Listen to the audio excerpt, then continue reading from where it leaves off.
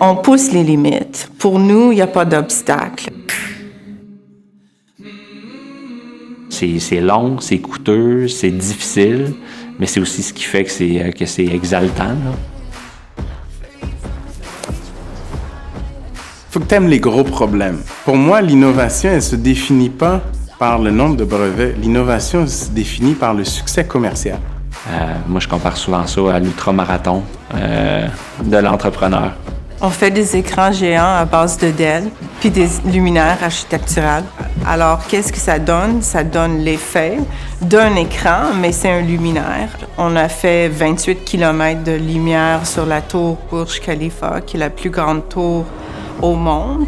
L'œil, c'est vraiment une fenêtre ouverte sur la santé, puis nous, on tente d'exploiter ça grâce à l'optique photonique puis à l'intelligence artificielle. C'est que la barrière à l'entrée est très, très haute, très, très longue, parce qu'il faut développer notre technologie et se rendre jusqu'aux approbations réglementaires pour commencer à pouvoir commercialiser. L'acquisition et le traitement du signal, c'est la force de l'Indartech.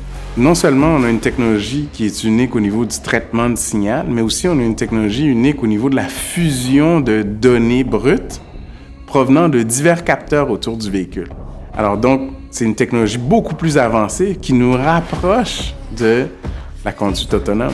La clé du succès, c'est pas voir d'obstacles et essayer de pousser les limites. Je pense qu'au Québec, on a vraiment une pépinière de talent et de créativité. Il faut convertir nos capacités de faire de la recherche en capacités commerciales.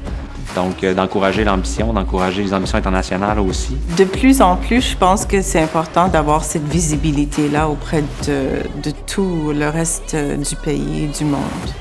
De viser des clients, de viser des problèmes, des gros problèmes. Puis de continuer d'avoir des modèles. Donc, ça prend ces exemples de réussite-là pour donner aussi l'encouragement à d'autres d'essayer, de dire, bien, si lui a réussi, bien, eux, ils l'ont fait de telle manière. Nous, on pense qu'on peut faire mieux.